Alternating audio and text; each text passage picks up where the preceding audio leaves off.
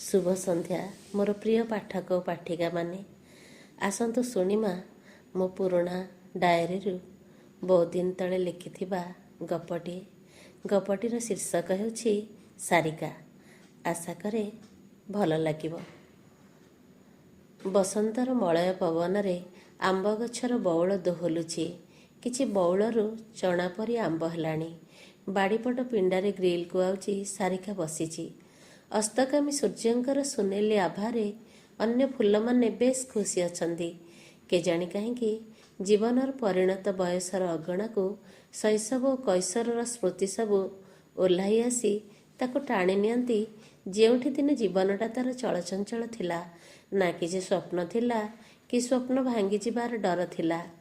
खाइबा, सांगमानक सह मिसी खेलिबा एइटा ही प्राथमिकता थिला। किंतु पाठ पढ़ा तापाई निहाती गौण थिला। समस्ते पढ़ंती बोली से पढ़ुथिला, केवल बापांक डରରେ। एते सब पाठ भितरे केवल साहित्य और इंग्रेजी तार प्रिय थिला। अन्य सब विषय तार कौनसी रुचि नथिला। जेहेतु पढ़िबार आग्रह नथिला, बोधे सेतिपाई से मेधावी होइबार नथिला। किंतु साहित्य प्रति तार अनुराग बयस बढ़िया भितरे केतेबेले दुर्बलतार परिणत होई जायथिला। ता भितरे थिबा सृजनशीलता ताको अनेक समय अस्थिर करे।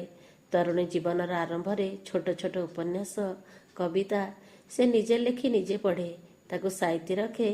केवल कविता लिखि केतेबेले चिरी दिए।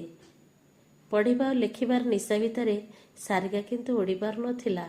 पंजरी भितर रही केवल निज गप कविता से निजको सुनाउथिला।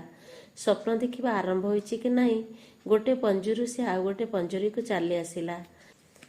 समयर चोरावाली रे से आउ तार स्वप्न देखिबा भूलीगला।